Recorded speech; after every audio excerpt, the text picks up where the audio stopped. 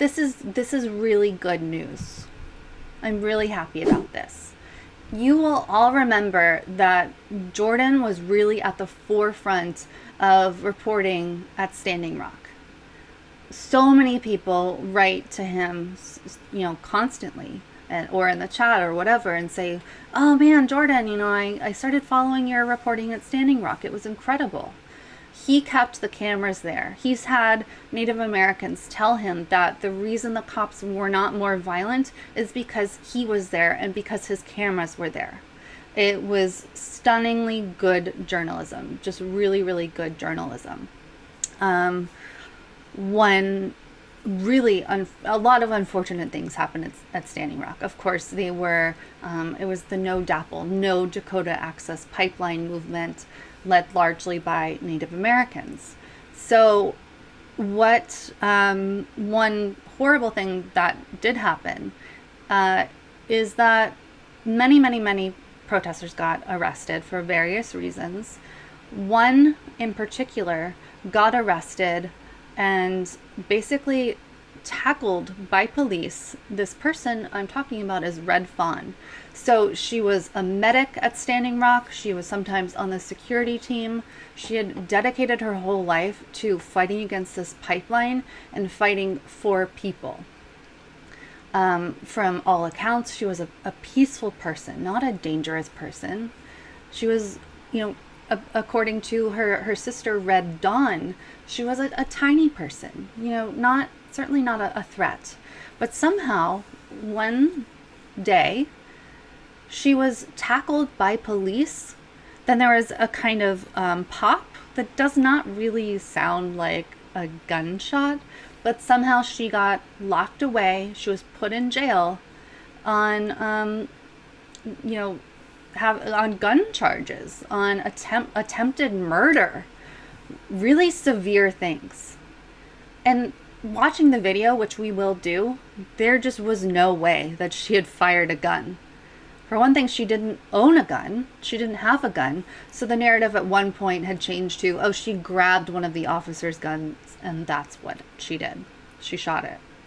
No, that just didn't happen. It wasn't physically possible for it to happen. There's video of this, which again we will go through. So she was thrown away. There was a big free Red Fawn movement. A lot of people just really fought for her, fought hard, tried to get attention on the case. It was really sad. She's been locked away this entire time. Well, finally, she's been released. So first I'm going to go through the release and the happiness there. Then I'm going to take you back in time with a couple of Jordan's interviews that he did with her sister Red Dawn back when this happened. And then I will reiterate or, bring up again reporting that I had even forgotten about from The Intercept on the fact that she was in very close proximity. Her boyfriend was an FBI informant. So at the time, nobody knew what was going on. The Intercept did some great reporting there, but she was still kept behind bars. So Red Fawn Fallis to be released after 57 months. And this is out of Indian Country Today. An Oglala Lakota woman serving federal prison time in relation to the Dakota Access Pipeline resistance at Standing Rock will be released. A family member and advocacy group confirmed. Glenn Morris said in an email that his niece Red Fawn Fallis was scheduled to be released on September 9th after serving 57 months in prison.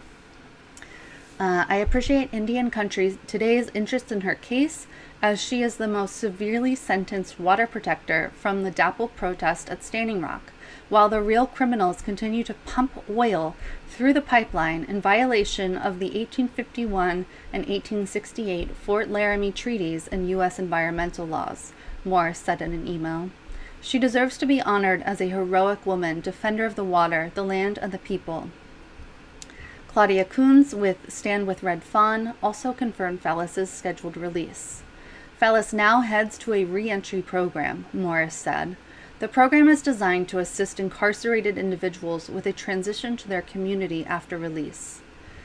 Fallis pleaded guilty in January 2018 to civil disorder and illegal possession of a gun by a convicted felon.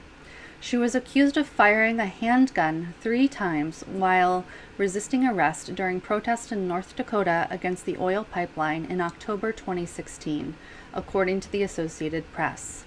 She was sentenced to 4 years and 9 months in federal prison.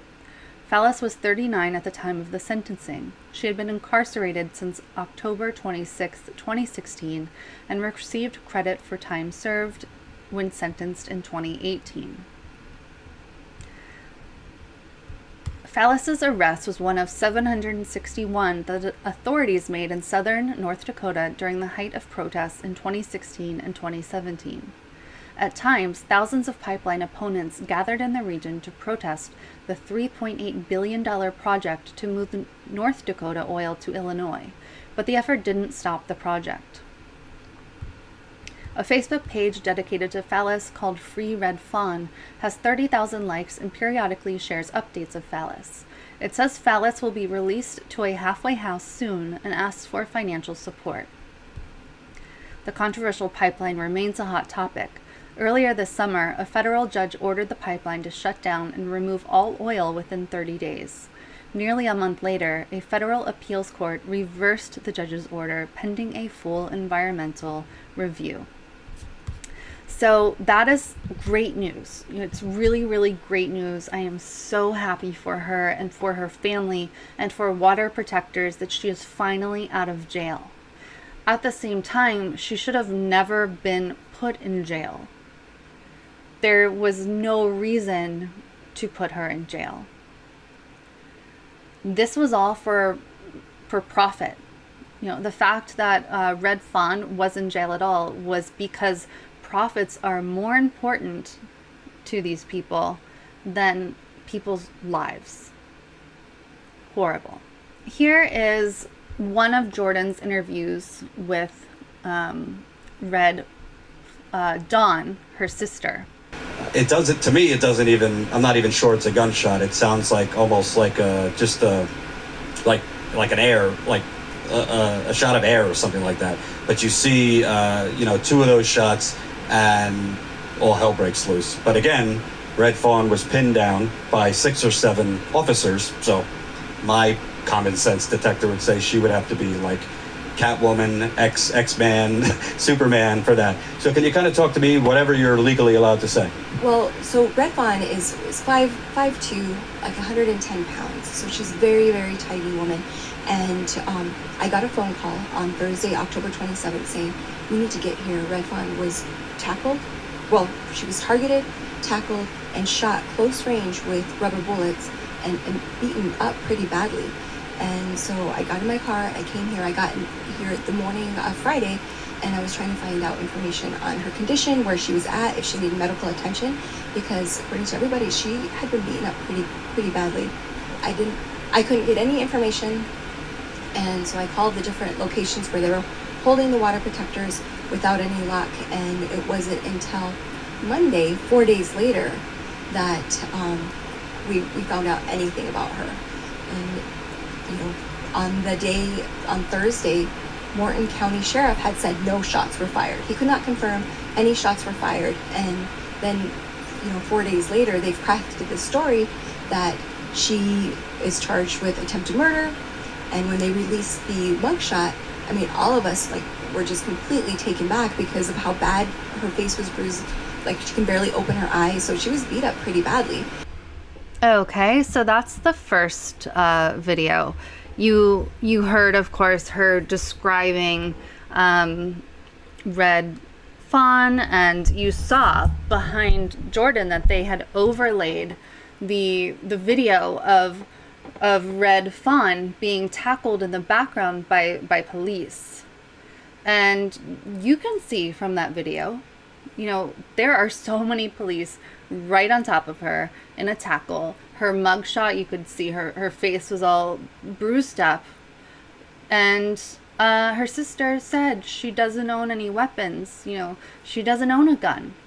And her sister must have had a sense of this, but she said the only way she would have had a gun, or that there would have been a gun, is if it was planted.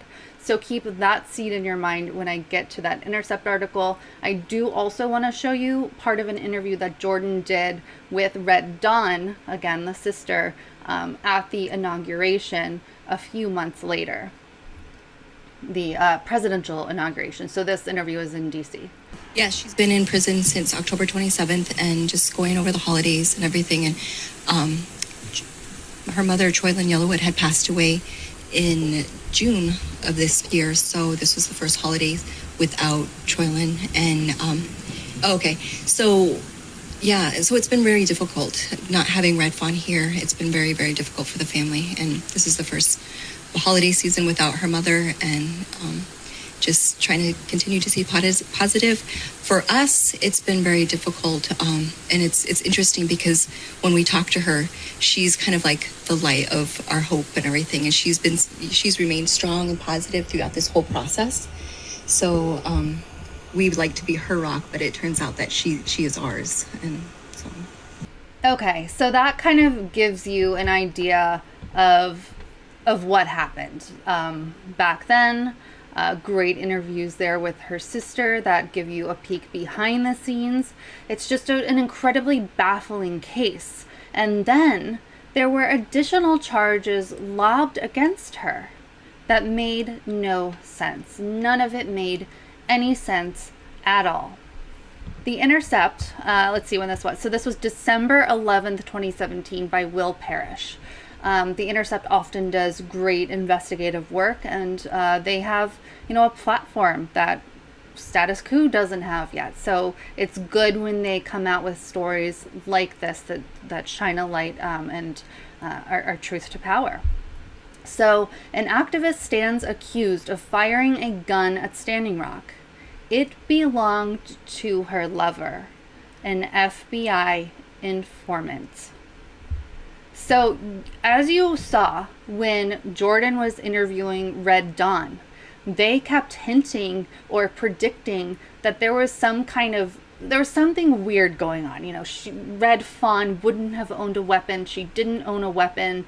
They were kind of hinting that this would have been the case. That there had to be something planted. Something had to have happened, and they were right. In an interview with agents from the Bureau of Alcohol, Tobacco, Firearms, and Explosives and the North Dakota Bureau of Criminal Investigation, a recording of which was obtained by The Intercept, Harmon reported that his work for the FBI involved monitoring the Standing Rock camps for evidence of bomb-making materials, stuff like that.